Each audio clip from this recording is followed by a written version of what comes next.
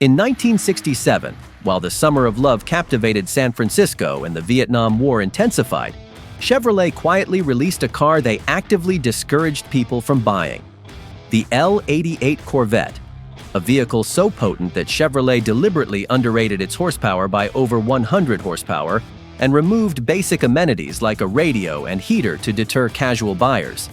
This wasn't just another Corvette variant. It was a thinly disguised race car wearing street clothes, and Chevrolet's reluctance to promote it has made it one of the most enigmatic and valuable American cars ever produced. To properly understand the L88's significance, we need to examine its foundation: the second-generation Corvette. The C2 Corvette, produced from 1963 to 1967, represented a quantum leap from its predecessor. Chief engineer Zora Arkus Duntov, often called the father of the Corvette, had fought tirelessly to transform the Corvette from a stylish but modestly performing roadster into a legitimate sports car that could challenge European competitors. The C2's design was revolutionary. Bill Mitchell and his team crafted a body that balanced aggression with elegance. The iconic split rear window on the 1963 coupe became an instant classic, despite being abandoned after just 1 year due to visibility concerns. The shark-inspired silhouette with hidden headlamps, muscular fender bulges, and tapered rear end established a design language that influenced Corvettes for decades. But the C2's significance went far beyond aesthetics.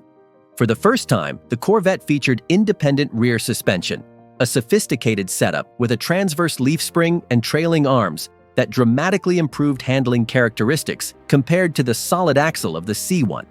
This engineering choice reflected Arkus Duntov's racing ambitions for the platform and brought the Corvette closer to its European rivals in terms of chassis sophistication.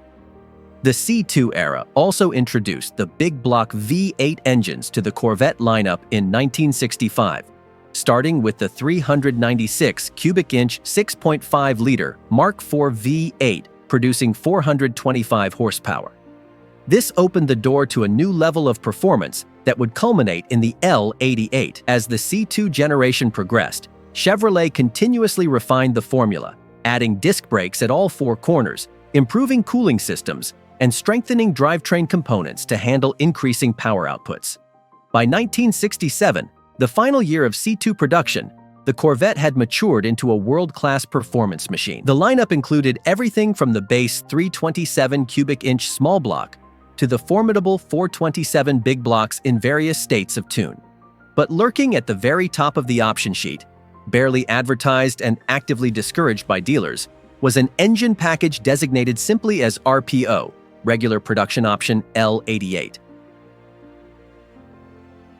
The L88 option was the brainchild of Zora Arkus Duntov, who had always envisioned the Corvette as a racing platform. However, General Motors had officially withdrawn from motorsports in 1963, following an Automobile Manufacturers Association ban on factory-supported racing. Arkus Duntov, undeterred, developed the L88 as a backdoor racing package that would allow privateer teams to compete effectively while technically complying with corporate policy. At the heart of the L88 was its engine, a specially prepared 427 cubic inch 7.0-liter big block V8 that officially produced a modest 430 horsepower. This figure was deliberately underrated, with the true output exceeding 560 horsepower when equipped with open exhausts rather than the restrictive factory system.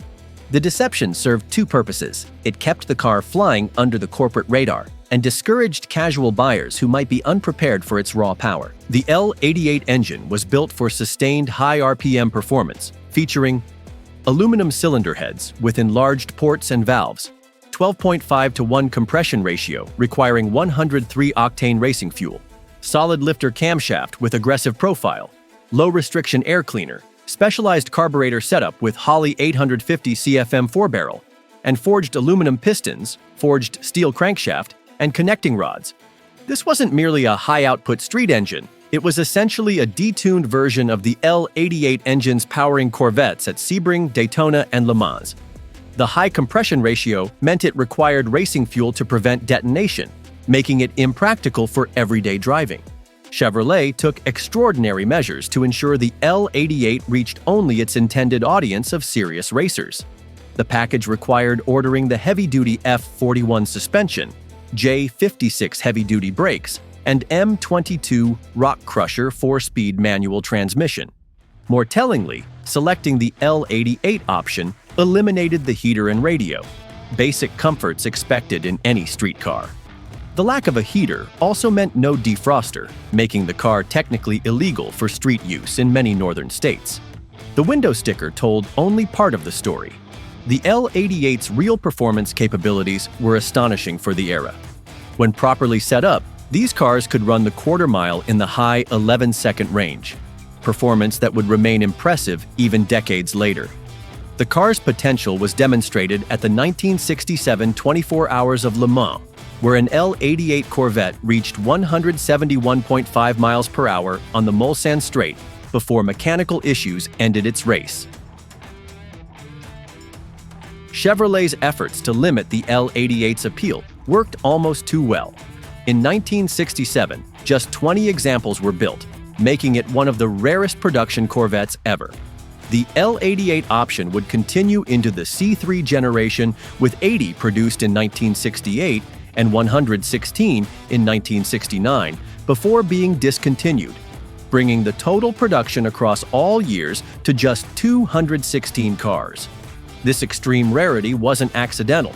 The L88 package added over $1,500 to the Corvette's base price, a premium of nearly 50% in 1967. Combined with its impracticality for street use, this ensured that only the most dedicated racers and well-informed enthusiasts would check the right option boxes. The documentation that came with these cars was equally telling. The owner's manual included stern warnings about the engine's specialized nature and fuel requirements. One particularly infamous passage cautioned, "Vehicle may be driven at speeds up to 140 miles per hour on sustained runs." However, operation above 6,500 RPM and for periods of more than 3 minutes are considered abusive. Such language was virtually unheard of in consumer literature of the time and reinforced the L88's status as something extraordinary. Beyond the raw power figures, what made the L88 truly special was its comprehensive engineering. This wasn't simply a bigger engine dropped into a standard Corvette. The package included specialized cooling system with an aluminum radiator and expanded capacity, unique air induction system that drew cool air through the hood, transistorized ignition for more reliable high RPM operation, heavy-duty clutch and pressure plate assembly, reinforced chassis components to handle the increased torque, and specialized power brake booster to maintain brake effectiveness. The L88's hood featured a distinctive power bulge with a functional cold air induction system, a design that would influence performance cars for decades to come. This wasn't merely an aesthetic choice. It was necessary to clear the tall intake manifold and air cleaner while directing cooler outside air to the engine. The suspension geometry was specifically tuned for the L88's performance envelope, with stiffer springs, specially calibrated shock absorbers, and a larger front anti-roll bar. The result was a car that could handle both the drag strip and road courses, versatility that few competitors could match. What makes the L88 particularly fascinating from an engineering perspective is how it represented the absolute zenith of carbureted pushrod V8 technology. Before electronic fuel injection, engine management computers, and advanced materials became commonplace, the L88 extracted remarkable performance from relatively traditional architecture through meticulous engineering and development. The L88's impact on the market was initially limited by its extreme rarity and specialized purpose. Period road tests of the car are almost non-existent because Chevrolet didn't provide press cars, and few journalists had access to these rare machines. The automotive press was aware of the car's existence, but could only report on its specifications and racing successes rather than first-hand driving impressions. On the racetrack, however, the L88 made an immediate impact. L88 Corvettes dominated SCCA production racing and performed admirably in international endurance racing, despite facing purpose-built prototypes. At the 1967 12 Hours of Sebring, an L88 Corvette finished first in the GT class and 10th overall. an impressive result for what was technically a production car. The L88's most enduring legacy may be its influence on future Corvette development. The lessons learned from this specialized program informed subsequent high-performance Corvettes, from the ZL1 to the modern Z06 and ZR1 models. The concept of a track-focused Corvette with compromised street manners but uncompromised performance capability has remained a cornerstone of the model's identity. Today, the 1967 L88 Corvette stands as perhaps the most valuable production Corvette ever made. Examples regularly command prices exceeding $3 million at auction. In 2014, a pair of 1967 L88 Corvettes sold for a combined $7.7 million, cementing their status as blue-chip collector cars. This astronomical valuation reflects not just their rarity, but their significance in American automotive history. The L88 represents the purest expression of the Corvette's racing DNA, a vehicle that prioritized performance above all else, even marketability. It embodied Zora Arkus Duntov's original vision for the Corvette more completely than perhaps any other production model. The timing of the L88's release is particularly significant. The 1967 model year marked not only the final year of the C2 generation, but also a pivotal moment in automotive history. The muscle car era was reaching its peak. Safety and emissions regulations were beginning to transform the industry, and American manufacturers were rethinking their approach to performance cars.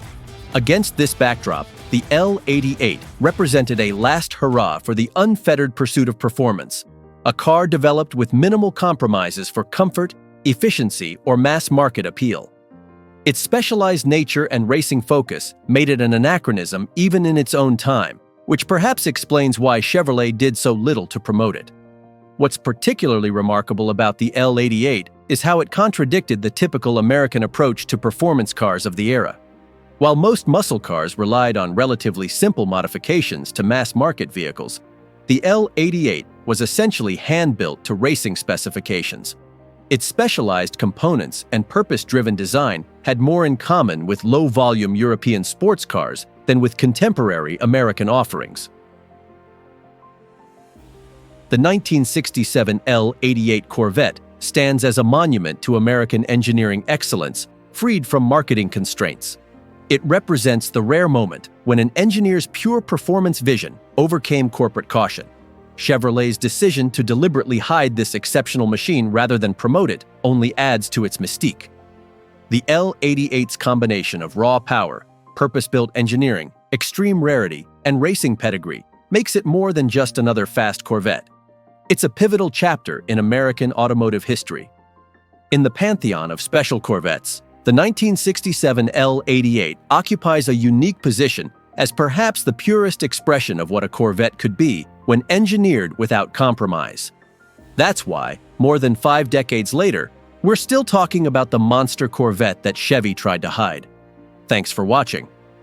If you enjoyed this deep dive into the L88 Corvette, please consider subscribing for more automotive history and analysis.